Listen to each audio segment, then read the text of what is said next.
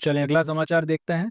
तो next news ये है कि प्राइम मिनिस्टर साहब ने आदमपुर एयरबेस जो पंजाब में है उसको विजिट किया है।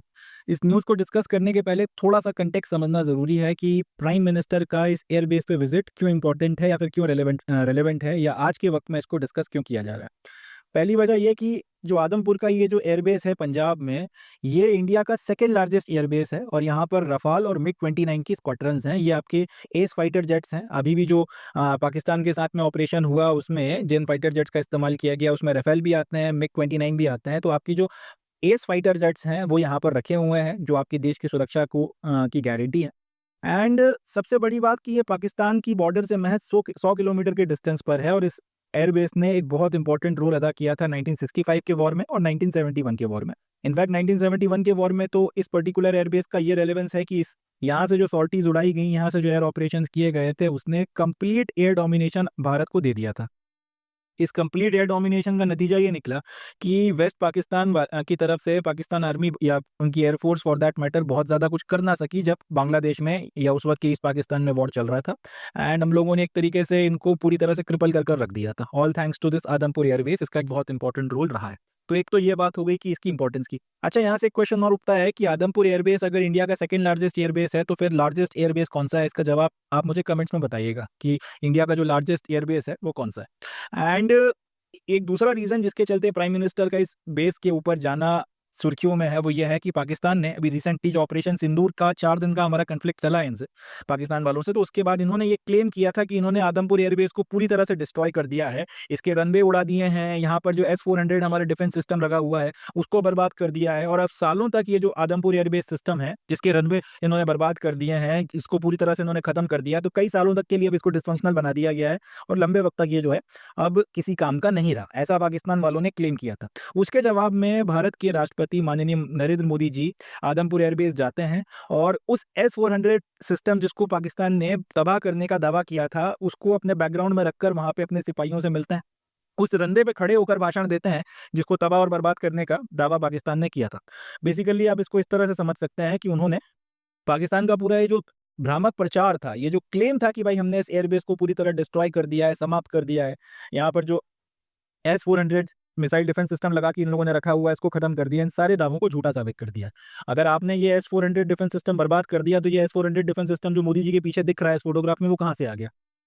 अगर आपने हमारे रनवे उड़ा दिए, उनको किसी लायक नहीं छोड़ा, तो फिर प्राइम मिनिस्टर कहाँ पे खड़ा होकर बात कर रहा है हमारा आदमपुर एयरबेस स्टेशन पे? तो बेसिकली वही बात है कि पाकिस्तान वाले ब्लफ कर रहे थे और उस ब्लफ को जो है पूरी दुनिया के सामने बिना एक शब्द बोले प्राइम मिनिस्टर ने वहां पे जाके अपनी ट्रूप्स के साथ में मिलकर कॉल ऑफ कर दिया। साथ ही साथ वहां पर उन्होंने हमारी जो ट्रूप्स हैं उनको बधाइयां भी दी हैं कि भाई 4 दिन का जो ये कन्फ्लिक्ट रहा है इसमें पाकिस्तान को उन्होंने पूरी तरह से हम्बल कर दिया। पहले 9 टेरर स्ट्राइक साइट जो थी उनके ऊपर आपकी एकदम प्रिसीशन स्ट्राइक रही जिसकी मदद से टेरर इंफ्रास्ट्रक्चर को डिसमेंटल किया गया। और उसके बाद फिर जब पाकिस्तान ने हमला किया तो उसके जवाब में फिर उनके 8 मिलिट्री इंस्टॉलेशन के ऊपर जो अटैक हमारी तरफ से किया गया है जिसको वो लोग किसी भी तरीके से रोक नहीं पाए, इसके लिए भी प्राइम मिनिस्टर ने यहाँ पर जितने भी आपके ऑफिसर्स एंड ट्रूप्स डिप्लॉयड हैं उनकी तारीफ करी, उनको बधाई दी, क्योंकि इस पर्टिकुलर जैसे कि मैंने कहा कि सिर्फ ये 100 किलोमीटर की डिस्टेंस पर है पाकिस्तान के साथ में, तो इस एयरबेस ने अभी भी जो ऑपरेशंस वगैरह हुए थे, जो एयर ऑपरेशंस लॉन्च हुए थे, उसमें एक बड़ा निर्णायक रोल जो है अदा किया था। अब यहाँ से जो प्राइम मिनिस्टर ने स्पीच दी उसमें उन्होंने पाकिस्तान को लेकर भी जो है बड़ी इंपॉर्टेंट बातें करी हैं और नाम लेकर करी हैं, इसलिए इनका जिक्र करना बहुत ज़्यादा जरूरी है। प्राइम मिनिस्टर ने अपने एड्रेस में 2 बातें कही। पहला ये कि operation Sindoor has clearly drawn a clear Lakshman rekha for Pakistan with regards to its sponsorship of terrorism. तो एक तो उन्होंने ये साफ कर दिया कि पाकिस्तान को और जो अपने देश में आतंकवाद को पनाह दे रहा है, जो अपने देश में वो टेररिज्म को स्पॉन्सर कर रहा है, इसको लेकर अब भारत ने एक लक्ष्मण रेखा खींच दी है। अब ये नहीं होगा कि आप हमारे देश में टेररिस्ट भेजो,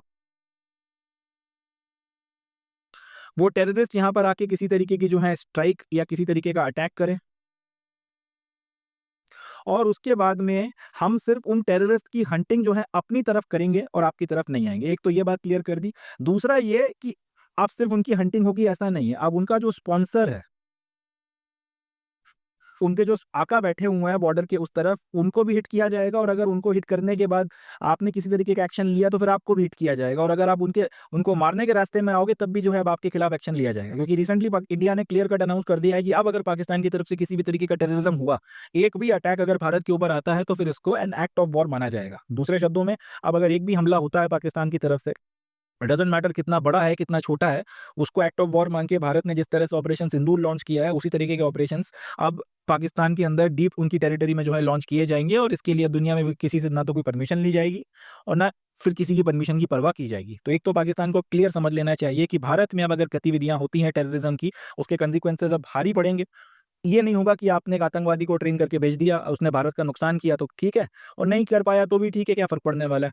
इस तरीके से टेररिज्म बहुत कम कीमत में करके अगर कुछ कर जाए वो टेररिस्ट तो उनका फायदा, और नहीं कर जाए तो कोई नुकसान नहीं, ऐसी वाली स्थिति नहीं होगी। अब अगर भारत में टेररिज्म होगा तो फिर पाकिस्तान पे निर्णायक तौर पर जो है अटैक किया जाएगा, उस टेररिज्म या टेररिस्ट अटैक के बदले लिए जाएंगे, और उसकी फिर कीमत जो है पाकिस्तान को चुकाना पड़ेगी। एक तो ये बात क्लियर कर दी।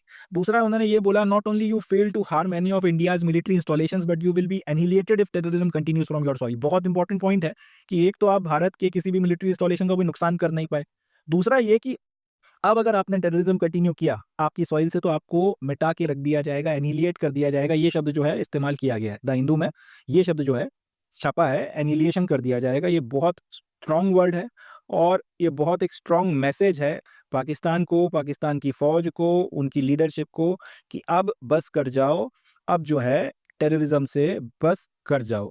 अगर आपने टेररिज्म से बस नहीं करी, अगर आपने इस रास्ते को नहीं छोड़ा, तो मसूद अजहर, हाफिज सईद जैसे लोग, सिर्फ हम उनके खिलाफ जाएंगे ऐसा नहीं होगा, उनको तो खैर मारेंगे ही मारेंगे, मगर आप लोग जो लगे हुए हो उनको सपोर्ट करने में, आप भी लपेटे में आओगे, और अब ये न्यूक्लियर ब्लैकमेल ब्लैकमेल की धमकी भी काम नहीं आएगी।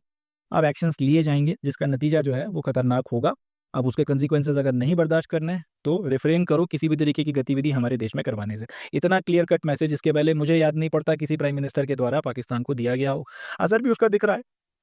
जिस तरह से 2019 की बालाकोट स्ट्राइक के बाद में इन लोगों को 4-5 साल तक के लिए सांप सूंघ गया था, उम्मीद तो ये की जाती है कि अब ये पूरा का पूरा जो इशू हुआ है इसके बाद में, और इस बार क्योंकि छुपने का मौका नहीं है, पूरे पूरे वीडियोस मौजूद है जो उनके खुद के सिविलियंस ने बनाकर अपलोड किए हैं, जिसमें उनके एयर बेसिस को जो है भारत ने रेड किया था, और इसके अलावा मिसाइल स्ट्राइक्स वगैरह के जो वीडियोस हैं वो भी मौजूद हैं। तो इस बार डिनाई भी नहीं किया जा सकता।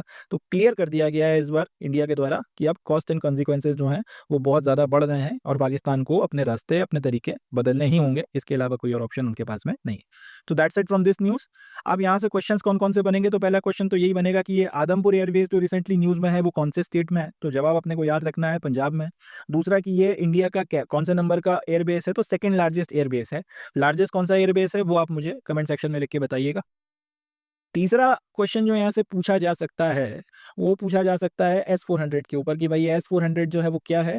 तो ये S-400 जो है हमारा एक एयर डिफेंस सिस्टम है। एयर डिफेंस सिस्टम का मतलब होता है कि अगर कोई फाइटर जेट आपके देश की एयर स्पेस में आता है और आपके देश की किसी भी मिलिट्री इंस्टॉलेशन या किसी भी इंपॉर्टेंट इंफ्रास्ट्रक्चर के ऊपर मिसाइल या कोई मिसाइल वगैरह अगर लॉन्च करता है या कोई और वेपन लॉन्च करता है, तो वो इसके पहले कि वो वेपन उसको हिट कर पाए, उस वेपन को एक तो न्यूट्रलाइज कर दिया जाए।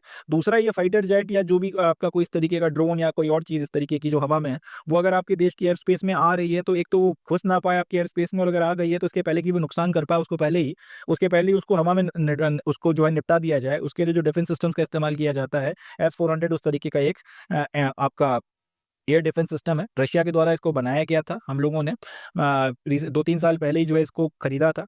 अमेरिका ने हमको वार्निंग्स दी थी कि भाई आप ये मत खरीदिएगा, नहीं तो सैंक्शंस लगा देंगे आपके खिलाफ। अपने देश में भी काफ़ी विरोध हुआ था, बट इस बात के लिए प्राइम मिनिस्टर की तारीफ की जानी चाहिए कि इंस्पाइट ऑफ सारे जितने भी विरोध हो रहे थे, सबके खिलाफ जाके देश की अखंडता के लिए, देश के इंटरेस्ट में उन्होंने इस वेपन सिस्टम को खरीदा, और इसने वक्त आने पर अपना लोहा मनवाया है। इस बात से भी इनकार नहीं किया जा सकता। तो ये कुछ क्वेश्चंस हैं, और बाकी मेंस में फिर आप ये पॉइंट लिख सकते हो कि अब जो है ऑपरेशन सिंदूर जो है वो न्यू नॉर्मल है। अब पहले जैसा बिजनेस एज यूजुअल नहीं चलेगा। अब कि टेररिस्ट यहाँ पर आएंगे और हम उनको मारते जाएंगे, ऐसा नहीं होगा। अब जहाँ से आ रहे हैं वहीं जाके उनको मारा जाएगा, जो उनको भेज रहे हैं उनको भी मारा जाएगा, जो स्पॉन्सर कर रहे हैं, जो सपोर्ट कर रहे हैं उनको भी मारा जाएगा। अब छोड़ा किसी को नहीं जाएगा। कॉस्ट एंड कॉन्सिक्वेंसेज जो हैं अब बढ़ा दिए गए हैं, और वही है कि भय बिन हुए ना प्रीत वाली बात है। अब भय तो दिखा दिया गया है, प्रीत उनकी तरफ से दिखा दी गई है सीज फायर वगैरह मांगकर। अब देखते हैं कितने वक्त तक वो चीज़ों को नॉर्मलाइज रखते हैं। जिस दिन नहीं रखेंगे उस दिन फिर अटैक होगा। It's as simple as that. चले, that's it from this news. Next news देखते हैं।